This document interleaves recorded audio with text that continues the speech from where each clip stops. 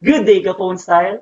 I am Limar. Thanks for watching FSA Tournament. Today, I am here with Galaxy Master Martin. Hi, sir. Hi, Sir Limar. Great Samsung morning. And great Samsung morning, everyone. Kamusta naman po, GM Martin? I'm very happy and excited to be here in Phone Style, especially sa ating live session. Ngayon mga Kapone Style, pag-uusapan natin ang bagong Samsung A52s 5G. GM Martin, bakit po ba perfect for mobile gaming ang Samsung A52s 5G? Well, I love that question, no, Sir Ramil. Very straightforward. Well, meron muna tayong saying, no, work hard, play harder. And lahat yan totoo sa ating Galaxy A52s. Alam mo ba, Sir Ramil, meron po itong very powerful na octa-core processor at meron pa po itong 8 GB of RAM at 4 GB na RAM plus na kung saan halos lahat ng mobile game ay malalaro mo ng very smoothly with our Galaxy A52s. Second, with the cinematic true-to-life color of the device, it will bring justice to that raw power components. Especially we are using Super AMOLED display. Third, with its 4,500 mAh battery and may kasama pa po itong 25 watts super fast charging adapter. So, dito makakalaro pa po kayo ng mas matagal at in the same time, mas mabilis din po kayo makaka-connect with its super fast charging capability. Last, and ito yung isa sa mga paborito ko dito sa Galaxy A52 5G. It's hyper-fast 5G connectivity. Hindi ka na makaka-experience ng any lag kapag available ang 5G sa area ninyo.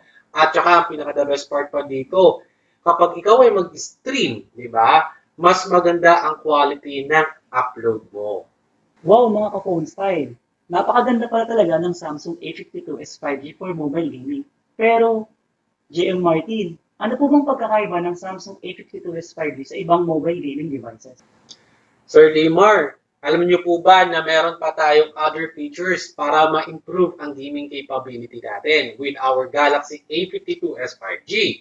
So first, we have the priority mode na kung saan po it will close lahat ng mga hindi kailangan na application to focus on our gaming.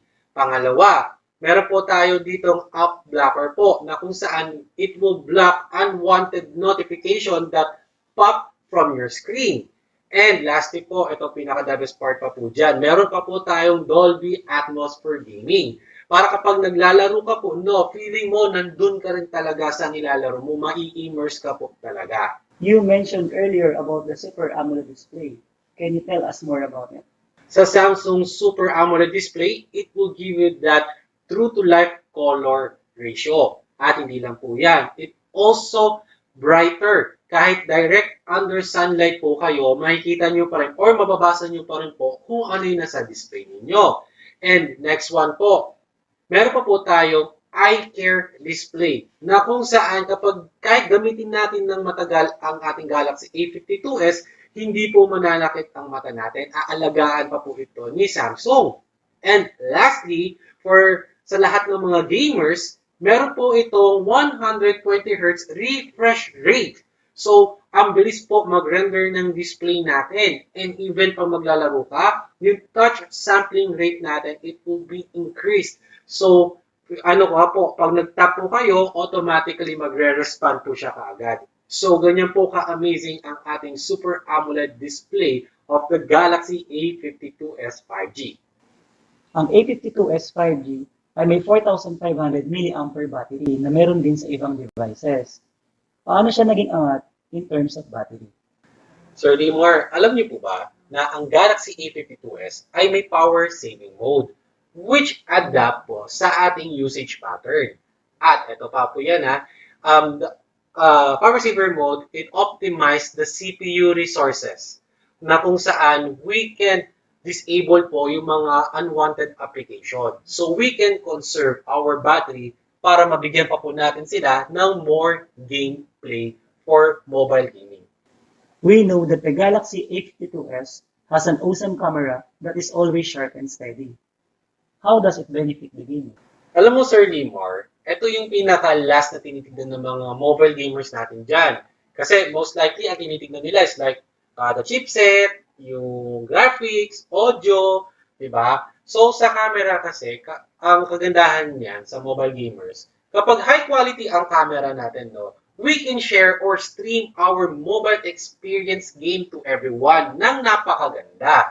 Kaya nga dapat kasi kino-consider na po nila na may magandang camera din syempre ang device natin. Para pag nag-stream sila is napaka linaw ng mga napapanood na mga natin, na mga players din natin diyan. Wow, ang galing! Is there any notable feature of Samsung A52s 5G as far as gaming is concerned? Well, actually, Sir Liram, no, hindi lang kasi ito for gaming. Well, this is for the overall use ng ating Galaxy A52s. Meron po tayong tinatawag dito ng RAM Plus. Well, actually, na-mention ko na ito earlier kanina. Well, ito sir sa RAM Plus kasi natin, no, it will add, di ba, na additional virtual RAM na kung saan po it will boost the gaming performance ng device natin or hindi lang for gaming, no, even other usage.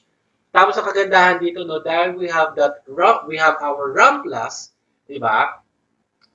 Lahat po ng mga application is boosted. Hindi kayo po makakaramdam ng lags or yung, alam niyo sir, yung parang stuttering ng mga games natin.